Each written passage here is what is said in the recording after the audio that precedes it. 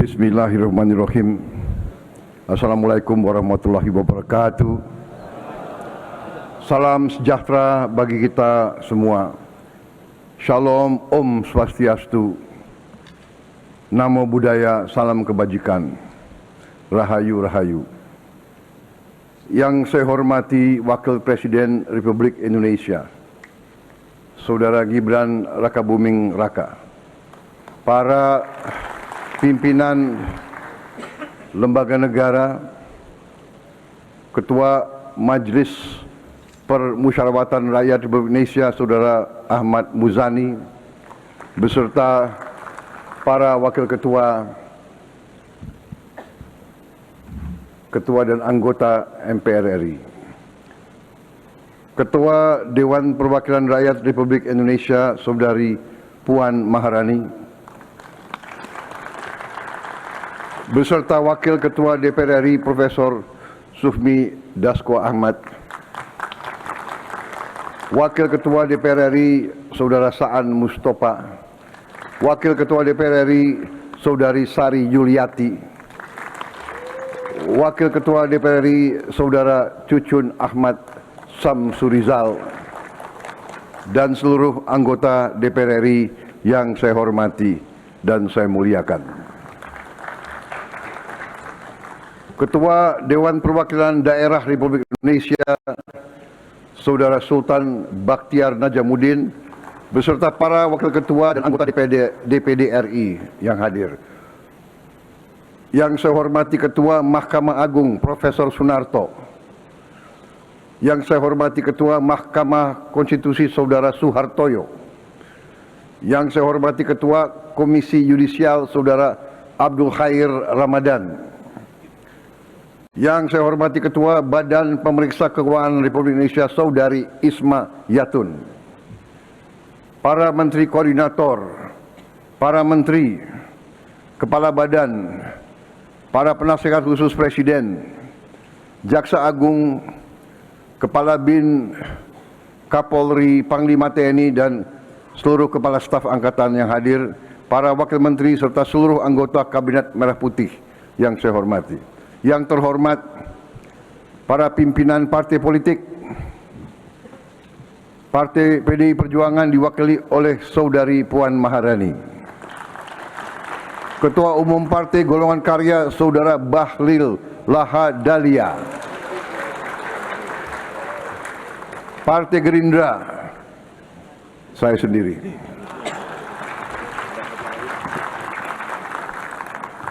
tapi hadir juga Ketua Harian Profesor Sufmi Dasko Ahmad, Ketua Umum Partai Amanat Nasional Saudara Zulkifli Hasan, Ketua Umum Partai Demokrat Saudara Agus Harimurti Yudhoyono, Ketua Umum Partai Kebangkitan Bangsa Saudara Abdul Muhaimin Iskandar, Presiden Partai Keadilan Sejahtera Saudara Al-Muzamil Yusuf, Ketua Umum Partai Nasional Demokrat Saudara Surya Dharma Paloh. Yang saya hormati rekan-rekan pers media, para tamu undangan, dan saudara-saudaraku sebangsa dan setanah air, seluruh rakyat Indonesia yang saya cintai dimanapun engkau berada. Pertama-tama tentunya sebagai insan yang bertakwa, marilah kita tidak henti-hentinya memanjatkan puji dan syukur kehadirat Tuhan Maha Esa, Tuhan Maha Besar yang memiliki sekalian alam. Hanya kepadanya lah kita berdoa dan hanya kepadanya lah kita memohon pertolongan. Atas rahmat dan karunia-Nya, hari ini kita dapat hadir pada sidang penyampaian keterangan pemerintah atas rancangan undang-undang tentang APBN tahun anggaran 2027 beserta nota keuangannya dalam keadaan sehat, damai, dan dengan penuh semangat pengabdian dan cinta tanah air. Pimpinan dan anggota dewan yang saya hormati, Pertama, saya menyampaikan penghargaan kepada pimpinan dan seluruh anggota DPR RI atas kerjasama, pengawasan, dan dukungannya dalam penyusunan serta pelaksanaan APBN. APBN bukan sekedar dokumen keuangan negara. APBN adalah alat perjuangan kita. APBN adalah instrumen untuk melindungi rakyat, alat untuk memperkuat bangsa, alat untuk mewujudkan cita-cita kemerdekaan dalam mencapai kehidupan yang lebih baik. Jika dahulu para pahlawan berjuang agar bangsa Indonesia memiliki negara, hari ini tugas kita bersama adalah memastikan bahwa negara kita berhasil, negara kita dapat memberi peningkatan kualitas hidup bagi rakyat kita, negara kita hadir dalam kehidupan setiap rakyat kita, negara kita hadir ketika petani membutuhkan pupuk, membutuhkan teknologi, negara hadir ketika nelayan membutuhkan kapal dan tempat penyimpan hasil tangkapannya. Negara hadir ketika buruh membutuhkan perlindungan dalam bekerja dan berkarya. Negara harus hadir ketika anak-anak membutuhkan makan bergizi dan sekolah yang baik. Negara harus hadir kalau keluarga membutuhkan rumah, air bersih, listrik, pekerjaan, layanan kesehatan, serta perlindungan pada masa sulit. Kemerdekaan belum selesai hanya karena bendera kita, bendera merah putih, telah berkibar. Kemerdekaan harus terasa di meja makan rakyat kita. Kemerdekaan harus terasa di ruang kelas anak-anak kita. Kemerdekaan harus terasa di puskesmas dan di rumah sakit dan di masa depan setiap keluarga Indonesia. Itulah makna APBN sebagai alat perjuangan. Setiap rupiah yang dikumpulkan oleh negara harus kembali menjadi harapan yang nyata bagi rakyat kita. Saudara-saudara sebangsa dan setanah air, kita memasuki tahun 2026 dalam keadaan dunia yang tidak menentu, yang tidak mudah. Harga energi di seluruh dunia meningkat karena perang. Suku bunga global tinggi dan bisa naik. Nilai tukar berbagai negara tertekan dan ketegangan geopolitik mengganggu perdagangan dunia. Namun di tengah tekanan dan ketidakpastian global tersebut, kita bersyukur perekonomian kita tetap berdiri tegak. Ekonomi kita pada semester pertama tahun ini tumbuh tertinggi dalam 13 tahun terakhir. Inflasi masih tetap terkendali. Permintaan domestik tetap kuat. Yang lebih penting, APBN kita bekerja optimal. Hingga akhir Juli 2026, pendapatan negara tumbuh tinggi 21,3% dibandingkan periode yang sama tahun sebelumnya. Ini peningkatan yang cukup signifikan. Belanja negara tumbuh kuat 18,2%. Belanja kita arahkan untuk menjaga daya beli rakyat, memperkuat pelayanan publik, dan menggerakkan ekonomi.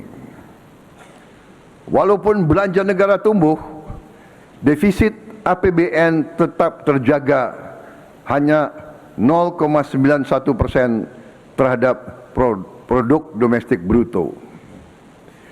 Ini adalah bukti bahwa keberpihakan kepada rakyat dapat berjalan bersama dengan disiplin fiskal. Kita tidak memilih antara pertumbuhan dan kehati-hatian. Kita memilih kedua-duanya. Kita tidak memilih antara membantu rakyat dan menjaga APBN. Kita melakukan kedua-duanya. Pimpinan dan anggota dewan yang saya hormati dan saya muliakan. Dunia melihat dan memantau sikap kita.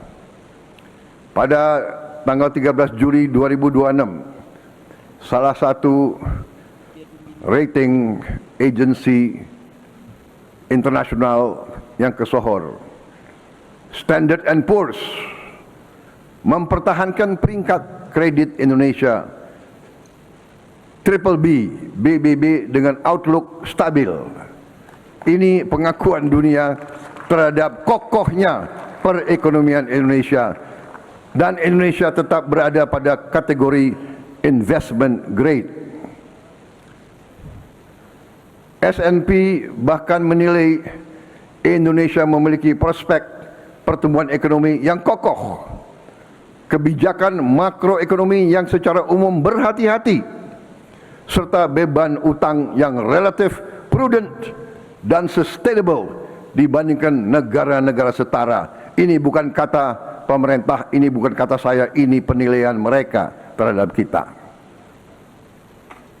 Mereka juga menilai bahwa upaya pemerintah memusatkan pengelolaan sumber daya alam kita dan menutup kebocoran di sektor sumber daya dan mineral dapat meningkatkan penerimaan negara serta devisa ekspor.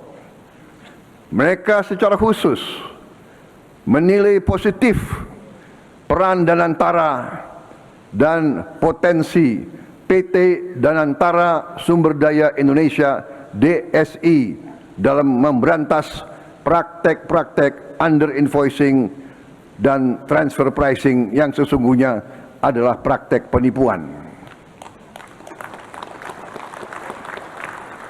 Itu dari pandangan pengamat-pengamat, pakar-pakar dari barat.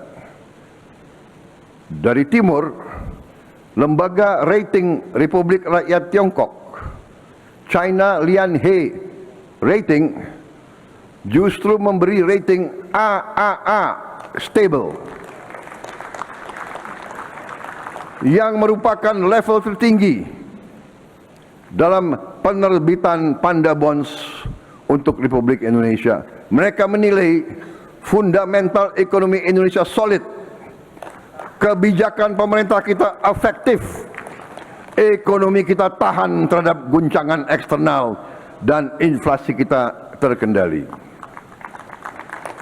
Sidang yang terhormat, kita menerima penilaian-penilaian ini sebagai pengingat bahwa kredibilitas dibangun oleh konsistensi, kerja keras, dan kesungguhan. Dunia tidak hanya menilai apa yang kita umumkan, dunia menilai apa yang benar-benar kita laksanakan. Pimpinan dan anggota dewan yang saya hormati dan saya muliakan, capaian semester pertama tahun 2026 adalah pijakan kita dalam menyusun RAPBN tahun 2027. Untuk itu, arsitektur RAPBN tahun 2027 didesain tetap ekspansif, secara kolaboratif, terarah, dan terukur untuk mendorong pertumbuhan ekonomi lebih tinggi dan sejahtera lebih cepat. Sinergi kebijakan fiskal, moneter, sektor keuangan, dan Danantara harus bekerja sinergis dan semakin solid. Transformasi ekonomi pada aktivitas ekonomi yang bernilai tambah tinggi harus terus diperkuat. Program-program unggulan harus berjalan efektif. Program perlindungan sosial harus andal. Pemberdayaan bagi UMKM harus terus digairahkan. Dukungan untuk petani, nelayan, guru, dan tenaga kerja yang rentan juga harus diperkuat. Harmonisasi kebijakan pusat dan daerah harus semakin baik dan semakin kokoh. Pemberantasan korupsi dan penegakan hukum harus terus ditegakkan tanpa pandang bulu. RAPBN tahun 2027 kita fokuskan untuk 8 program kerja prioritas nasional atau PKPN, yaitu kedaulatan pangan, kemandirian energi dan air, pendidikan, kesehatan, hilirisasi dan industrialisasi, infrastruktur, perumahan, dan ketahanan terhadap bencana, penguatan ekonomi kerakyatan dan pembangunan desa, serta penurunan kemiskinan. 8 prioritas tersebut didukung oleh penguatan pertahanan dan keamanan, penegakan hukum, tata kelola pemerintahan, percepatan digitalisasi, dan diplomasi ekonomi. Untuk menjalankan seluruh agenda tersebut, belanja negara tahun 2027 direncanakan sebesar 4.097,2 triliun rupiah, naik dari 3.842,7 triliun rupiah di APBN 2026. Pendapatan negara diperkirakan mencapai 3.426 triliun rupiah, naik dari 3.153,6 triliun rupiah di APBN 2026. Pembiayaan direncanakan sebesar 671,2 triliun rupiah dengan defisit sebesar 2,40% terhadap produk domestik bruto. Dan ini akan kita usahakan untuk kita tekan lebih kecil lagi. Kita memahami bahwa defisit yang ideal adalah sekecil-kecilnya. Bahkan cita-cita kita adalah anggaran yang berimbang. Angka defisit ini turun dari rencana pembiayaan di tahun APBN tahun 2026, yaitu 689,1 triliun rupiah dengan defisit 2,68% produk domestik bruto.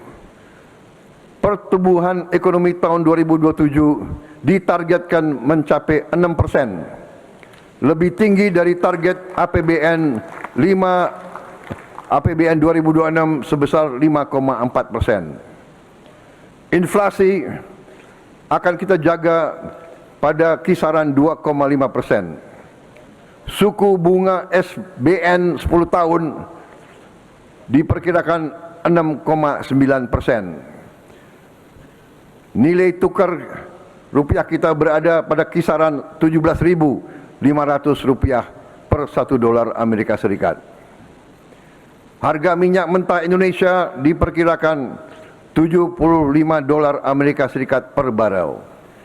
Lifting minyak kita targetkan 610.000 barel per hari dan lifting gas 954.000 barel setara minyak per hari. Dengan pertumbuhan yang lebih kuat dan APBN yang efektif, kemiskinan di tahun 2027 ditargetkan turun ke rentang 6,0 sampai 6,5% dari target APBN 2026 6,5 sampai 7,5%. Tingkat pengangguran terbuka tahun 2027 ditargetkan turun ke rentang 4,30 sampai 4,87%. turun dari 4,44 sampai 4,96% di tahun 2026. Mohon izin.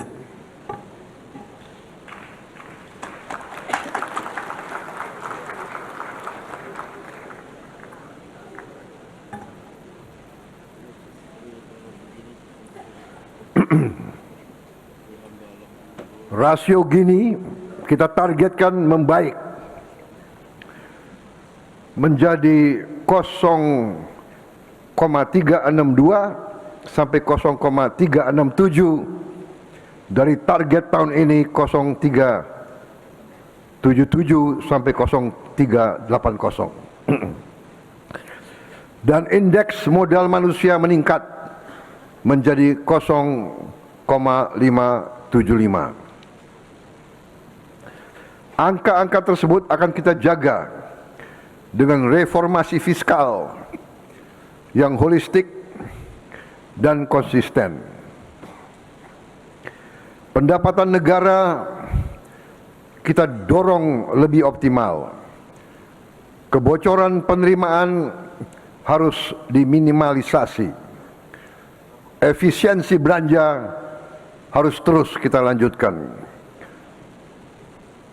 Perlindungan sosial didorong semakin tepat sasaran, serta pembiayaan yang inovatif dan berkelanjutan terus dikembangkan. Saudara-saudara sekalian, angka-angka APBN kita sangat bergantung dengan angka-angka makroekonomi kita. Angka-angka makroekonomi kita sangat bergantung dari kualitas data yang dikumpulkan oleh Badan Pusat Statistik kita. Saya mendapat laporan sudah lebih dari 10 tahun kita belum melakukan rebasing atau pembaharuan cara kita menghitung berapa sebenarnya aktivitas ekonomi yang terjadi di negara kita.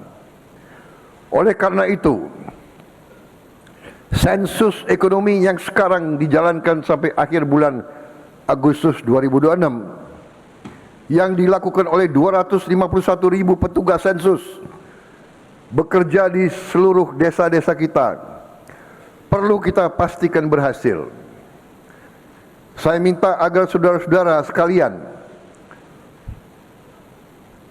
wakil-wakil rakyat dan seluruh rakyat Indonesia yang sedang mendengarkan pidato saya saat ini, saya minta agar saudara-saudara tidak hanya mengisi formulir sensus dengan sejujur-jujurnya, tapi juga mengajak semua orang untuk ikut mengisi dengan sejujur-jujurnya.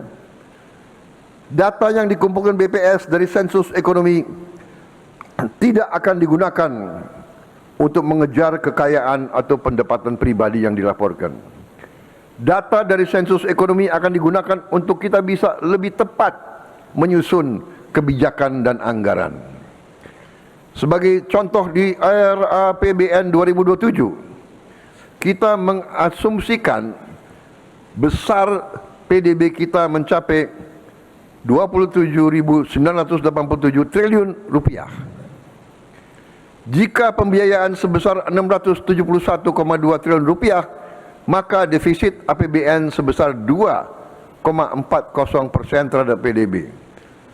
Tapi jika ternyata PDB kita lebih besar, yang banyak lembaga internasional mengatakan seperti itu, maka defisit kita akan jauh lebih kecil.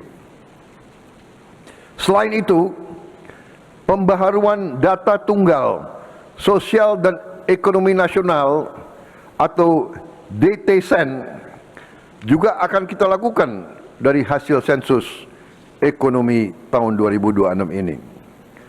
Karena itu sensus ekonomi ini sangat penting.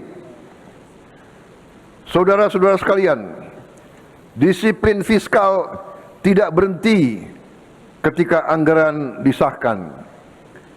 Disiplin fiskal harus hadir sampai pada eksekusi setiap rupiah yang dibelanjakan. Selama ini terlalu banyak kementerian, lembaga, dan pemerintah daerah membeli barang yang sama, tapi membelinya sendiri-sendiri dengan harga yang berbeda-beda. Spesifikasinya sama, tapi karena prosesnya berulang dan mungkin berbeda-beda, jumlahnya terpecah, daya tawar negara menjadi lemah. Kita harus hentikan APBN digunakan membeli barang yang sama tanpa koordinasi, seolah-olah seperti ribuan pembeli yang tidak saling berbicara. Padahal kita semua adalah bagian dari negara Kesatuan Republik Indonesia. Kita, apakah pemerintah pusat, pemerintah daerah, atau pemerintah kabupaten kota, kita adalah pemerintah Republik Indonesia. Data Lembaga Kebijakan Pengadaan Barang dan Jasa Pemerintah (LKPP) menunjukkan bahwa konsolidasi pengadaan pemerintah daerah saat ini telah menghasilkan efisiensi 20,86% pada 2025 dan 25,43% diperkirakan pada 2026. Jika dilaksanakan secara luas dan disiplin, konsolidasi, penggunaan katalog elektronik, perencanaan berbasis data, serta praktek pengadaan terbaik dapat menghasilkan efisiensi sampai 30% dari belanja pengadaan 1.200 triliun rupiah. Artinya, efisiensi dalam 1 tahun bisa mencapai 360 triliun rupiah. Kita bisa bayangkan 20 miliar dolar. Ini bukan angka yang kecil. Kita bisa berbuat sangat banyak dengan 360 triliun. Dan ini adalah di tangan kita, saudara-saudara. Sebagai contoh, tahun lalu layar pintar interaktif atau IFP yang selama ini dibeli oleh Pemda-Pemda secara terpisah di kisaran harga 150 juta rupiah per unit, setelah pembelinya kita konsolidasikan di Kementerian Dikdasmen, kita dapat membeli dengan harga 26 juta rupiah per unit.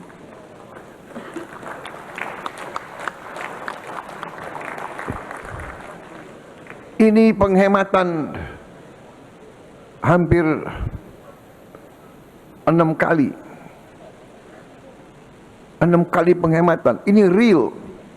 150 juta kita beli dengan harga 26 juta termasuk ongkos kirim dan ongkos pasang sampai ke tempat terpencil, terluar dan tertinggal. Saudara-saudara sekalian.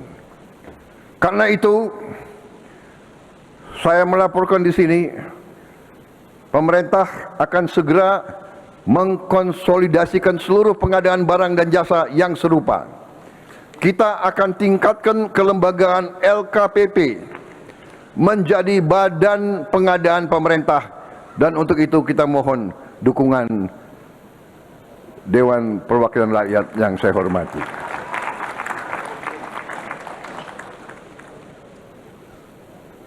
Tidak masuk akal berbagai badan, berbagai KL, berbagai pemerintah daerah membeli barang yang sama dengan harga yang berbeda-beda, bahkan harga yang lebih tinggi dari yang bisa kita capai. Kebutuhan berbagai kementerian, lembaga, dan pemerintah daerah akan dihimpun, spesifikasi akan distandardisasi, volume akan disatukan. Proses pengadaan pemerintah akan dilakukan secara digital sehingga supaya semakin transparan, kompetitif, dan akuntabel. Jika barangnya sama, kita beli bersama. Jika kebutuhannya dapat direncanakan, kita rencanakan bersama. Jika negara dapat memperoleh harga dan mutu yang lebih baik dengan bekerja sama, tidak ada alasan untuk kita tidak lakukan itu. Tidak ada alasan untuk masing-masing institusi tetap melakukan pengadaan sendiri-sendiri. Setiap rupiah yang berhasil kita hemat adalah ruang fiskal tambahan yang dapat kita gunakan untuk rakyat kita. Ruang kelas sekolah yang bisa kita perbaiki, puskesmas yang kita bisa renovasi, rumah sakit dan alat-alat kesehatan yang dapat kita berikan kepada rakyat kita di semua kota, di semua kecamatan. Dan ujungnya kehidupan rakyat yang lebih baik.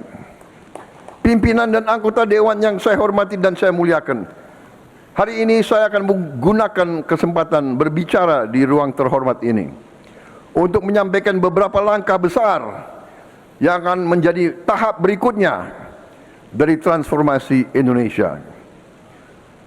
Pertama, kita akan memperbaiki seluruh puskesmas di Indonesia. Ternyata puskesmas kita sudah puluhan tahun tidak diperbaiki. Puskesmas harus menjadi benteng pertama yang menjaga kesehatan bangsa. Puskesmas adalah pintu pertama negara ketika rakyat sakit. Di sanalah ibu memeriksa kandungan, bayi mendapat imunisasi, anak diperiksa pertumbuhannya, penyakit dideteksi sebelum menjadi lebih berat. Mulai tahun 2027 pemerintah akan merenovasi 10.000 puskesmas di 7.280 kecamatan di seluruh Indonesia. Setiap puskesmas akan memperoleh anggaran perbaikan sekitar 4 miliar rupiah. Tentunya daerah yang lebih terpencil, daerah yang lebih terluar dan tertinggal harus mendapat lebih. Selain itu, kita juga akan merenovasi dan membangun lebih baik lagi 514 laboratorium kesehatan masyarakat atau Labkesmas di 514 kabupaten dan kota di seluruh Indonesia. Program renovasi puskesmas dan Labkesmas ini harus selesai paling lambat pada tahun 2030. Rakyat tidak boleh menempuh perjalanan jauh hanya untuk memperoleh pelayanan kesehatan dasar. Negara harus hadir sedekat mungkin dengan tempat rakyat hidup.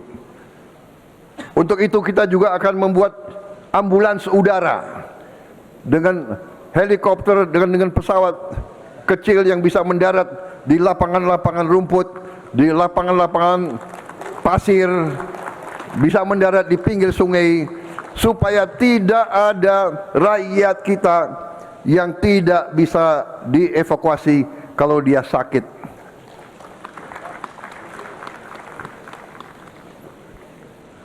Saya mendapat laporan banyak ibu-ibu yang meninggal karena harus menempuh jalan 7 jam sampai 9 jam pada saat melahirkan. Pada saat sudah waktu mau pecah harus 9 jam karena tidak ada jalan yang baik, karena jembatan tidak bagus. Akhirnya banyak ibu-ibu meninggal di daerah-daerah yang tidak jauh dari ibu kota.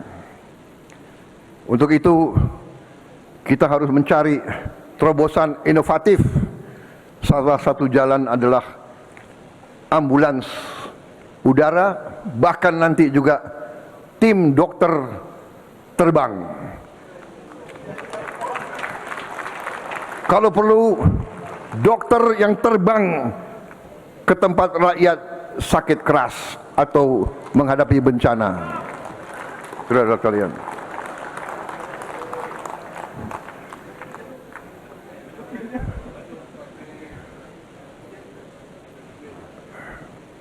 kedua, Kita akan membangun dan merevitalisasi 441 rumah sakit umum daerah.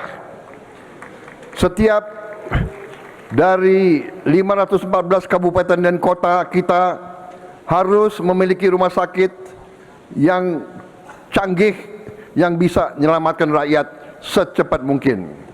Langkah awal kita telah membangun 66 rumah sakit di daerah tertinggal, terdepan dan terluar. Dan hari ini saya melaporkan dari 66 rumah sakit tersebut 22 sudah operasional.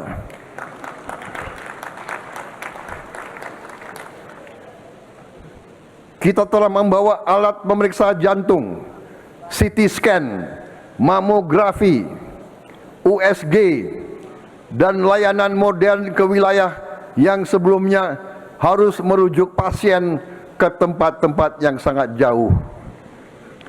Rencana kita juga di setiap gerai Koperasi Merah Putih akan ada klinik di mana rakyat bisa dapat kesehatan layanan melalui jarak jauh.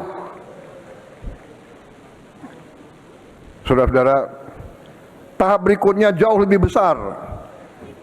Pemerintah akan membangun revitalisasi 440 rumah sakit umum daerah agar setiap kabupaten dan setiap kota memiliki rumah sakit yang baik. RSUD tersebut akan kita perkuat terutama untuk menangani penyakit-penyakit penyebab kematian tertinggi, kanker, jantung, stroke, ginjal, serta untuk pelayanan kesehatan ibu dan anak. Tidak boleh lagi seorang ibu kehilangan nyawa karena rumah sakit terlalu jauh. Tidak boleh lagi seorang ayah menjual seluruh hartanya karena harus berobat ke kota besar. Untuk memperkuat upaya ini, sebagaimana saya telah melaporkan, kita harus menghadapi dan menyelesaikan masalah kekurangan dokter umum dan dokter spesialis kita. Kita masih butuh tambahan 84.781 dokter umum. Kemudian 127.580 dokter gigi. Saudara-saudara sekalian, 481 kabupaten kota butuh tambahan 55.712 dokter spesialis.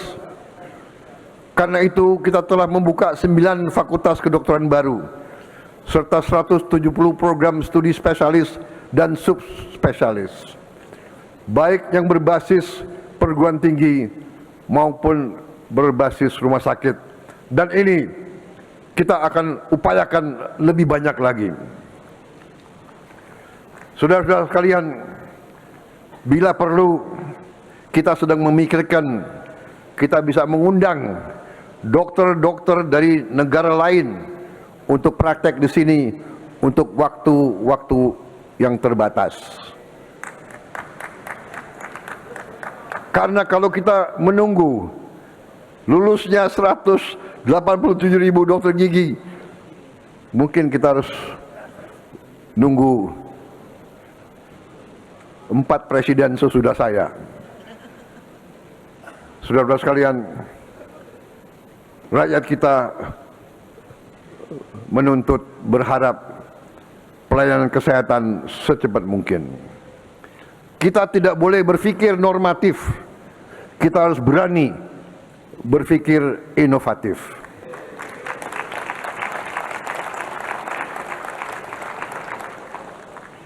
Ketiga, kita akan menyelesaikan renovasi seluruh sekolah yang membutuhkan perbaikan paling lambat tahun 2029. Bagi saya, negara wajib memastikan setiap anak sekolah belajar di sekolah yang aman dan bermartabat. Sekolah adalah tempat anak-anak Indonesia membangun masa depan mereka. Tetapi kita mengerti bahwa masih banyak anak-anak kita yang belajar dengan atap yang bocor, mungkin juga atap yang runtuh, dinding yang retak, toilet yang rusak, mungkin juga WC yang tidak ada, ruang kelas yang tidak aman. Keadaan ini tidak boleh kita wariskan. Program renovasi seluruh sekolah dan satuan pendidikan yang membutuhkan perbaikan akan terus dipercepat pada tahun 2007 dan 2008 dan harus selesai paling lambat tahun 2029. Ini adalah program renovasi sekolah terbesar dalam sejarah kita. Saudara-saudara sekalian, kita harus berani memasang target yang tinggi. Tidak boleh ada lagi cerita sekolah roboh. Tidak boleh lagi ada ruang kelas rusak yang dibiarkan rusak bertahun-tahun. Semua sekolah harus berada dalam kondisi baik, aman, bersih, layak untuk belajar. Semua sekolah harus punya kamar kecil yang layak. Semua ruang kelas akan kita lengkapi dengan layar pintar interaktif atau IFP. Di akhir bulan Desember 2026 kita perjuangkan semua sekolah akan menerima tambahan 3 layar untuk tiap sekolah. Akhir tahun ini, kalau tahun yang lalu baru terima 1, akhir tahun ini semua sekolah di Indonesia akan punya 4 ruangan yang memiliki IFP. IFP ini akan memudahkan guru dan murid untuk mengajar dan belajar. Kita juga akan mengadakan long distance learning, pembelajaran lewat siaran jarak jauh. Guru-guru terbaik akan bisa mengajar dari studio guru di Jakarta atau di ibu kota provinsi.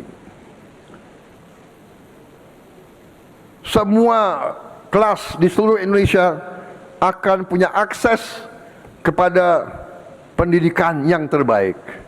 Kita harus melakukan lompatan di bidang pendidikan.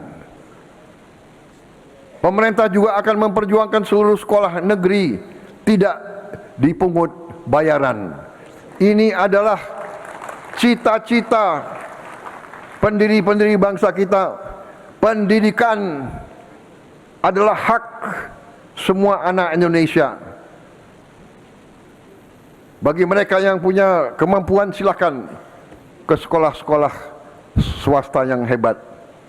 Tapi untuk pemerintah, kita harus perjuangkan anak-anak kita bisa sekolah dengan gratis.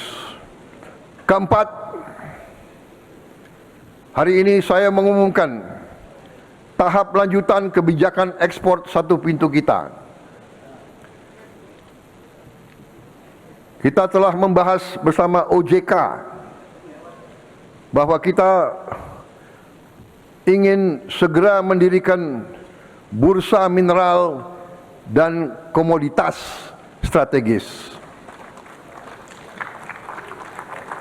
Selama puluhan tahun, Indonesia menjadi salah satu produsen terbesar untuk komoditas-komoditas penting dunia. Kelapa sawit, nikel, timah, batu bara, emas, kopi, karet, dan berapa belas komoditas lainnya. Tetapi terlalu sering harga kekayaan kita yang keluar dari bumi dan keringat rakyat Indonesia justru harganya ditentukan di luar negeri, di negara lain, di bursa komoditas negara lain. Mereka yang tidak punya komoditas ini, masa mereka menentukan berapa harga komoditas itu? Ini tidak masuk akal. Saya tidak mengerti di mana diajarkan ilmu ekonomi semacam ini. Kitanya punya barang, orang lain menentukan harganya. Saya bertanya kepada wakil-wakil rakyat, mau kita teruskan situasi seperti ini?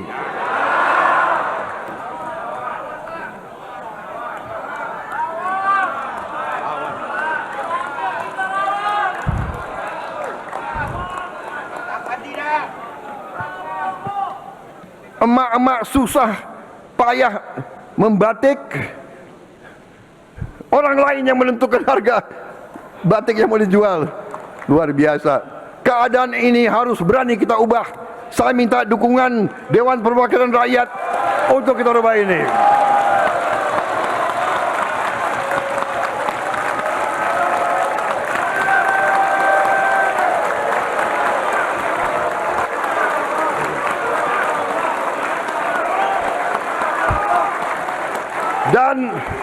Dan saya katakan di sini, saya yakin saudara-saudara mendukung saya. Kalau mereka tidak mau bayar harga yang kita pasang, nggak usah beli.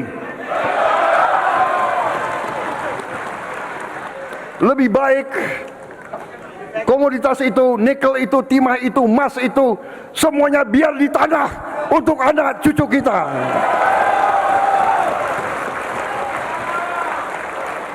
Batu bara kita, gas kita, minyak kita, biar di tanah.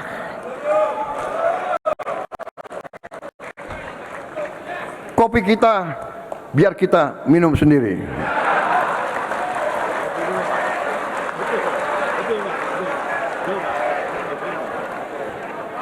Tapi tentunya kita juga mengerti mekanisme pasar. Kalau harga terlalu tinggi, itu juga nggak masuk akal. Tapi yang penting bursanya ada di bumi Republik Indonesia.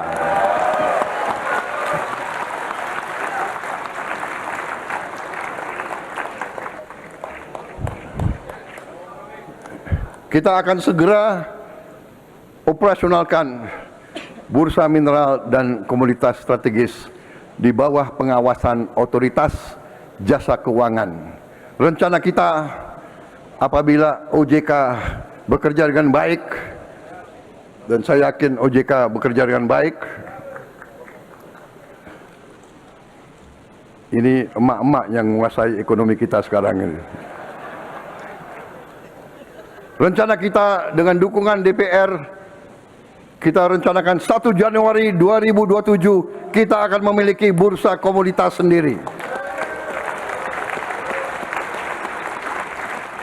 Kita targetkan ketentuan penyelenggaraan bursa mineral dan komoditas strategis segera mohon dibahas oleh DPR RI dan mohon diterbitkan dalam waktu yang sesingkat-singkatnya. Saya terima kasih. Sekarang sudah ada kerjasama yang sangat sinergis antara pemerintah dan DPR.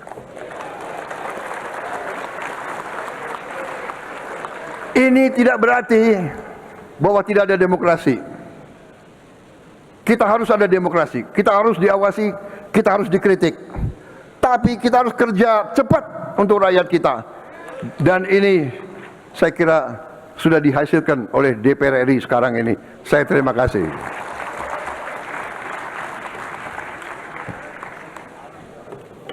Dan terima kasih khusus sekali lagi untuk PDIP.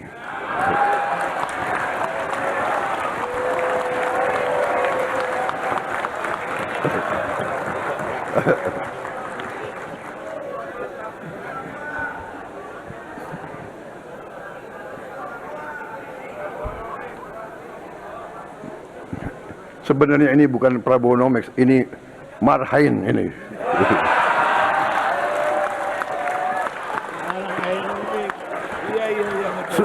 PDIP susah tidak mendukung ini soalnya.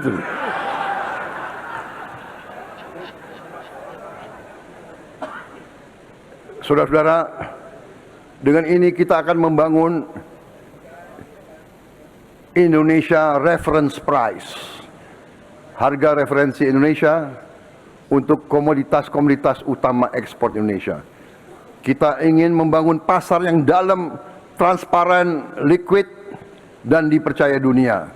Produsen, petani, eksportir, pembeli, dan investor akan bertemu dalam satu sistem yang diawasi dengan data transaksi yang lebih terang dan ruang penipuan yang semakin sempit. Dalam upaya membangun bursa yang kredibel, otoritas jasa keuangan juga telah melakukan reformasi terbesar dalam sejarah bursa saham kita. Mereka yang melanggar aturan bursa diberi sanksi.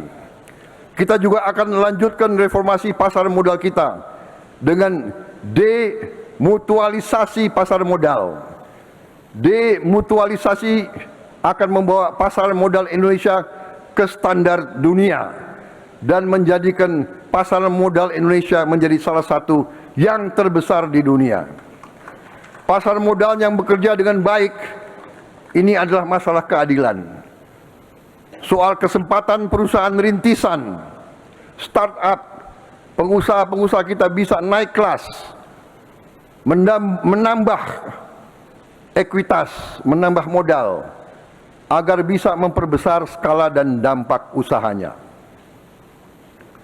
Minta izin.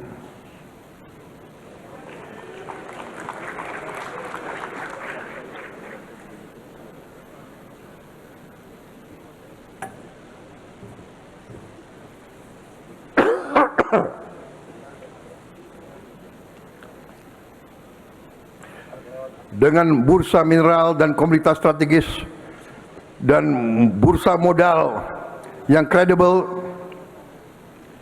Indonesia akan berhenti menjadi tempat negeri, tempat komoditas digali, tetapi harga dan keuntungannya ditentukan oleh negara lain. Kita bukan hanya ingin menjadi penghasil komoditas dunia, kita harus ikut menentukan harga komoditas dunia.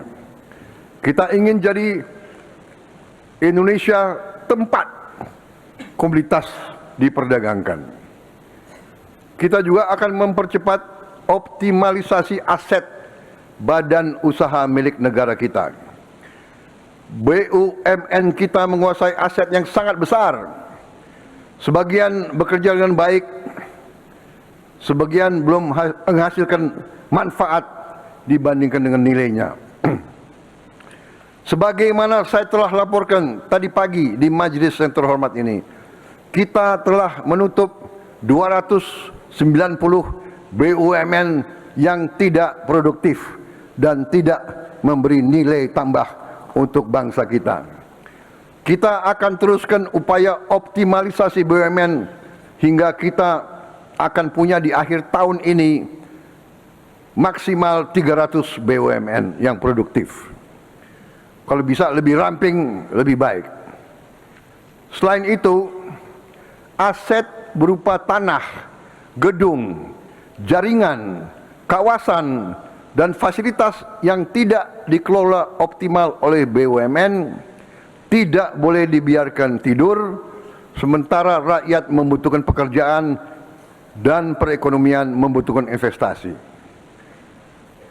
Pemerintah akan mempermudah kerjasama pemanfaatan aset-aset BUMN yang belum optimal dioperasikan. Akan kita ajak pihak swasta melalui proses yang terbuka, kompetitif dan akuntabel, serta menjaga kepemilikan strategis negara. Kita akan membuka supaya aset-aset yang tidak produktif dikerjakan oleh BUMN bisa dikerjakan oleh pihak swasta di seluruh Indonesia. Kita harus belajar dan berani belajar dari negara lain. India telah menjalankan apa yang mereka sebut National Monetization Pipeline.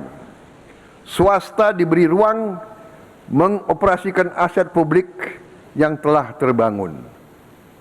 Kepemilikan tetap berada pada negara. Modal yang diperoleh diputar kembali untuk membangun infrastruktur baru.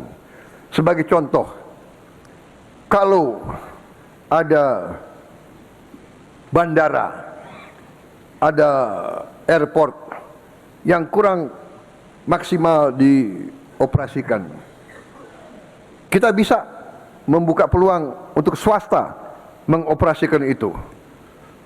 Tentunya kepemilikan tetap oleh negara, tapi kalau mereka bisa menjalankan dengan lebih efisien, lebih kreatif, lebih inovatif, menghasilkan manfaat, kenapa tidak? Saudara-saudara, sebagai contoh, sekarang ada integrasi antara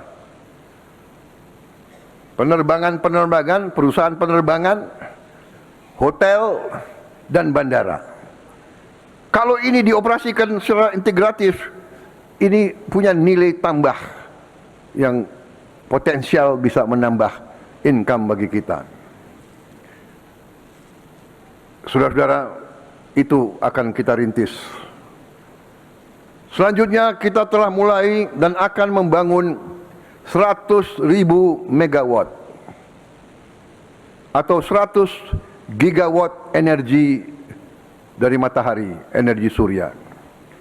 Pemerintah akan mempercepat penutupan pembangkit listrik tenaga diesel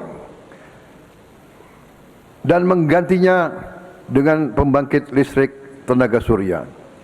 Tahun ini kita akan bangun 30 gigawatt pembangkit listrik tenaga surya dan segera menghentikan 13 gigawatt pembangkit listrik tenaga diesel. Kita mendapat anugerah dari Tuhan Yang Maha Kuasa, sinar matahari yang hampir sepanjang tahun. Tidak masuk akal jika pulau-pulau yang terpencil kita harus menunggu kapal membawa BBM solar untuk memperoleh listrik. Ongkos ekonominya terlalu tidak efisien. Dengan PLTS kita juga bisa membangun kemandirian energi kita. Saudara-saudara, idealnya setiap desa bisa memiliki PLTS 1 megawatt. Ini ideal. Kalau desa itu mau siapkan lahan, kita bisa yakinkan bahwa mereka bisa dapat PLTS 1 gigawatt, atau saya ulangi, 1 megawatt satu desa. Saudara-saudara sekalian, Menko Perekonomian telah menghitung dengan PLTS 100 gigawatt negara akan menghemat setidaknya 73,9 triliun rupiah setiap tahun dari penurunan biaya pokok produksi listrik kita. Belum lagi kalau kita tidak import BBM dari luar negeri lagi.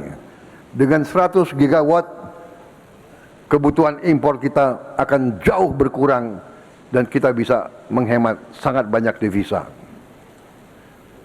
Ketujuh, hari ini saya umumkan rencana lokasi Indonesia Financial Center atau Pusat Finansial Internasional Indonesia, disingkat PFII. Kita telah tentukan lokasi sementara PFII di Jakarta, dan begitu bisa kita buka juga PFII di Bali, dan mungkin ada kawasan lain di bagian lain dari Republik Indonesia yang menarik bagi dana-dana besar dari luar negeri. PFII ini akan menjadi wajah baru pusat-pusat keuangan kita. Jakarta dan mungkin nanti Bali sebagai pusat keuangan, investasi, teknologi, finansial, arbitrase, dan penyelesaian sengketa komersial berstandar dunia. Kelembagaan PFII terdiri dari Dewan Pertimbangan, Dewan PFII, Lembaga Pengelola PFII, Lembaga Pengawas Jasa Keuangan PFII, Pengadilan PFII yang di bawah Mahkamah Agung, dan Lembaga Arbitrase PFII. Bahasa Inggris dapat digunakan sebagai bahasa kontrak. Prinsip hukum komersial dan standar internasional dapat kita adopsi.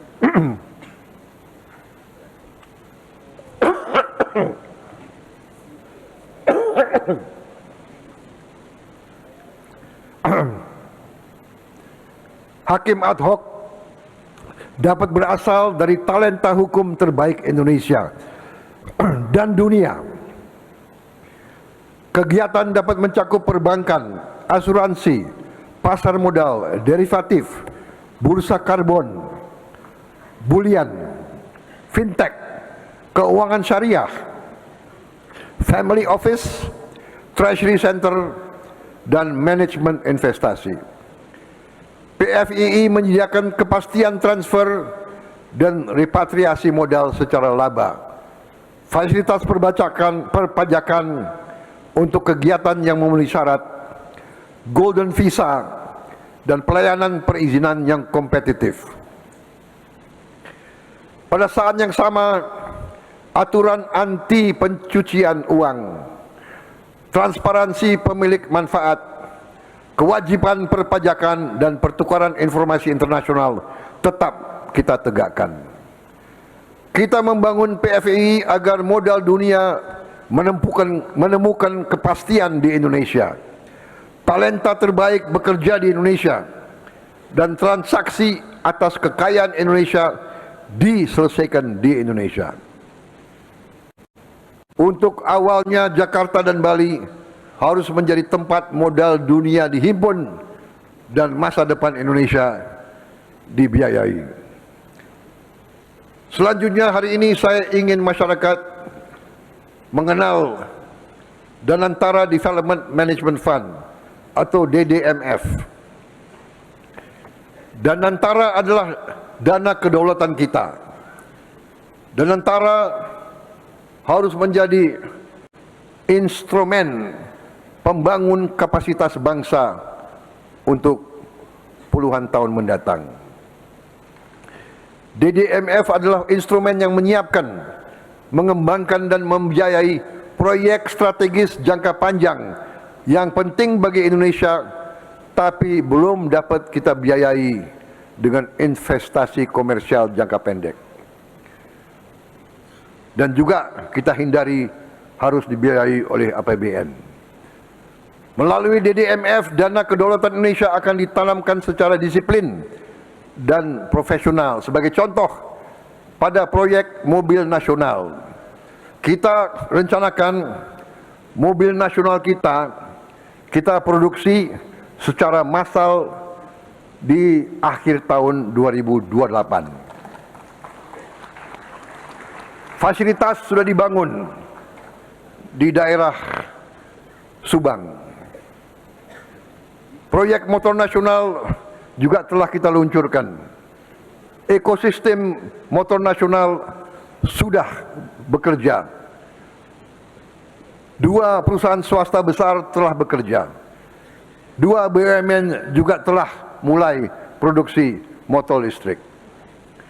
Kita juga harus membangun giant seawall, tanggul besar untuk mengamankan pantai utara Pulau Jawa.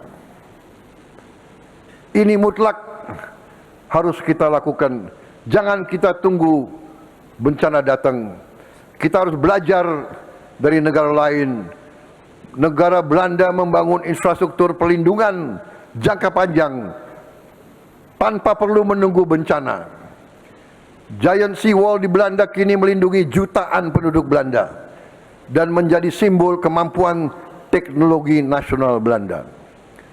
Giant seawall kita di pantai utara Jawa harus kita bangun segera dan menjadi sabuk perlindungan bagi jutaan warga Pantura Jawa untuk menyelamatkan puluhan ribu hektar yang sudah mulai tenggelam oleh naiknya laut. Selain itu, giant seawall kita di pantai utara Jawa harus menjadi infrastruktur air bersih, harus menjadi jalur pertumbuhan baru dan proyek rekayasa yang membangun kemampuan anak bangsa. BRIN telah menghasilkan terobosan teknologi yang akan kita gunakan untuk Giant Seawall ini. Proyek Giant Seawall ini akan butuh 15 hingga 20 tahun untuk kita selesaikan pembangunan Giant Seawall ini. Ini waktu yang lama. Saya tidak tahu presiden keberapa yang akan meresmikan, tapi saya bertekad presiden ke-8 akan mulai proyek ini. Pembangunan ini kita rencanakan dibagi 15 segmen dari Banten sampai Jawa Timur, sampai Gresik. Kalau tidak Gresik. Dan jika dilaksanakan serentak, sesungguhnya mungkin berkurang dari 20 tahun. Apapun, kita harus berani mulai. Ini menyangkut hajat hidup puluhan juta rakyat kita yang hidup di Pantura. Dan kita harus ingat berapa persen industri kita ada di kawasan-kawasan di pantai utara, mulai Jawa Barat sampai ke Jawa Timur. Jadi masa depan industri kita juga dipertaruhkan. Tadi saya sebut kita akan percepat proses elektrifikasi mobilitas rakyat. Subsidi BBM harus kita kurangi secara signifikan. Untuk itu pemerintah yang saya pimpin kemarin telah meluncurkan ekosistem motor listrik nasional. Selain itu, hari ini kita umumkan, kita akan beri insentif yang cukup besar untuk mereka yang bisa membangun 1 juta motor listrik yang diproduksi di dalam negeri oleh perusahaan Indonesia. Kebijakan ini mempunyai 3 tujuan sekaligus: menurunkan biaya kendaraan untuk rakyat, mengurangi konsumsi bahan bakar impor, dan membesarkan industri motor listrik nasional beserta rantai pasok baterai, komponen, perangkat lunak, serta layanan purna jualnya. Saudara-saudara, kita telah memiliki hampir semua unsur dalam baterai untuk kendaraan listrik. Hampir semua.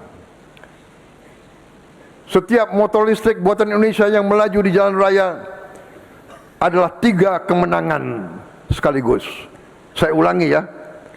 Setiap motor listrik buatan anak-anak Indonesia yang berjalan di jalan Indonesia memiliki 3 kemenangan bagi bangsa kita. Pertama, penghematan bagi rakyat. Penghematan bagi keluarga mereka. Kita perkirakan mereka akan bayar lebih 50% lebih rendah dari pengeluaran yang mereka lakukan sekarang untuk motor BBM. Bahkan bisa nanti turun hanya 30% dari biaya yang mereka keluarkan sekarang. Pengurangan import energi dan yang sangat penting, pekerjaan dan penghasilan bagi anak-anak Indonesia. Ke-10, hari ini saya sampaikan ke Dewan saran pemerintah Indonesia, saran kami untuk kita izinkan kewarganegaraan bagi talenta-talenta tertentu yang dibutuhkan oleh bangsa Indonesia. Indonesia memiliki jutaan diaspora. Di antara mereka terdapat ilmuwan yang hebat-hebat, dokter, insinyur, ahli kecerdasan buatan, peneliti, pengusaha, seniman, atlet, terutama pemain bola, profesional kelas dunia. Sebagian terpaksa mengambil kewarganegaraan lain karena kebutuhan karier, keluarga, atau pengabdian mereka di luar negeri. Kita tidak boleh memaksa talenta terbaik Indonesia memilih antara kesempatan berkarya di dunia dan ikatan mereka kepada tanah air. Hari ini pemerintah akan mengajukan kepada sidang yang terhormat ini perubahan undang-undang untuk membuka kewarganegaraan ganda secara terbatas bagi mereka yang memiliki talenta istimewa dan dapat memberi sumbangan luar biasa bagi kepentingan nasional. Kebijakan ini akan kita rancang dengan selektif terukur, disertai uji integritas, kewajiban yang jelas, serta perlindungan penuh terhadap keamanan dan kepentingan negara. Saudara-saudara sekalian, pimpinan dan anggota dewan yang saya hormati dan saya muliakan, seluruh kebijakan yang kita lakukan memiliki satu tujuan: mengubah kekayaan Indonesia menjadi kekuatan Indonesia.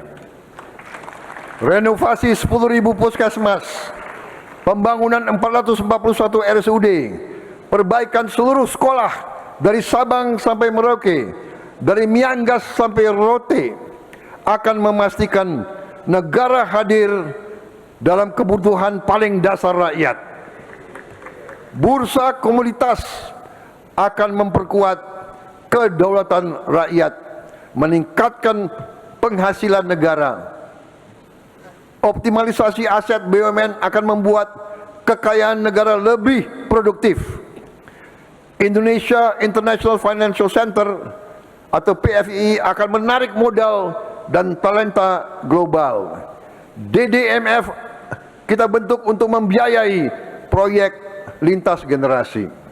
Subsidi motor listrik dan mungkin nanti mobil listrik akan menciptakan pasar bagi industri nasional.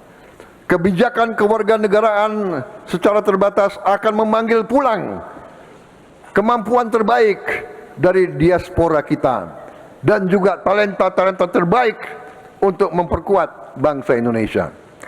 Kita tidak sedang membangun ekonomi yang hanya besar dalam statistik. Kita sedang membangun negara yang berdaulat dalam keputusan, adil dalam pembagian dan pemerataan, nyata dalam kehidupan rakyat.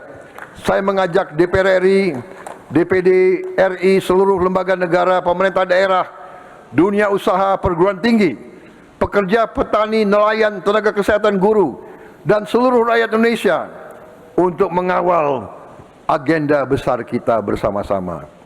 Kita akan melaksanakannya dengan disiplin. Tidak boleh ada proyek yang hanya besar pada anggaran tetapi kecil manfaat nyata bagi rakyat. Tidak boleh ada insentif tanpa pekerjaan baru. Tidak boleh ada investasi tanpa transfer teknologi. Setiap rupiah harus memiliki tujuan. Setiap kebijakan harus memiliki ukuran. Setiap pejabat harus memiliki pertanggungjawaban. Untuk itu saya juga mengajak kita semua untuk terus koreksi diri, terus meningkatkan disiplin. Pemerintah harus mengabdi kepada rakyat, mengabdi kepada bangsa, memberi solusi kepada kesulitan-kesulitan rakyat. Tugas pemerintah yang paling utama melindungi segenap tumpah darah rakyat dari semua ancaman.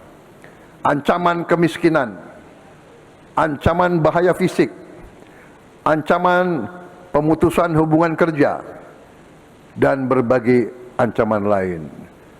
Ancaman kelaparan, ancaman tidak dapat pelayanan kesehatan.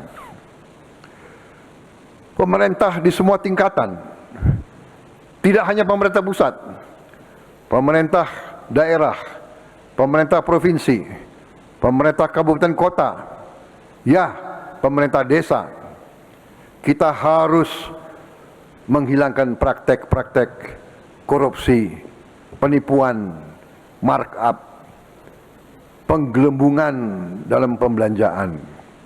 Tadi sudah saya sebut, kita akan buat satu lembaga yang mengkonsolidasikan semua pembelanjaan pemerintah di satu lembaga.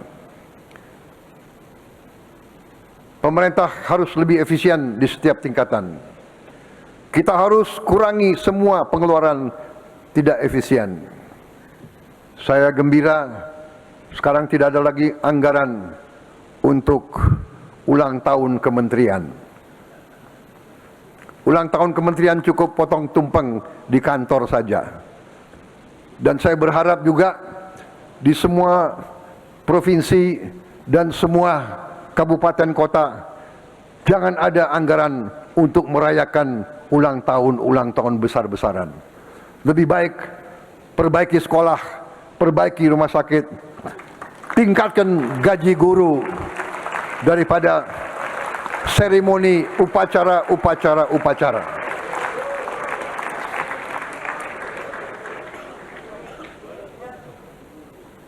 Tapi kalau upacara hari kemerdekaan secara terpusat itu wajib. Pimpinan dan anggota dewan yang saya hormati, demikian keterangan pemerintah atas rancangan undang-undang tentang anggaran pendapatan dan belanja negara tahun anggaran 2027 beserta nota keuangannya. Besar harapan saya agar pembahasan RAPBN 2027 dilaksanakan secara terbuka, konstruktif, berorientasi sepenuhnya kepada kepentingan rakyat dan bangsa.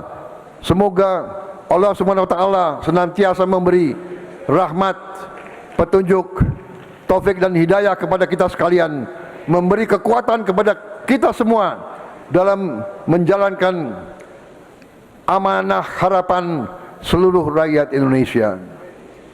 Dirgahayu Republik Indonesia tercinta. Sekali merdeka, tetap merdeka. Sekali berdaulat, terus berdaulat. Merdeka! Terima kasih.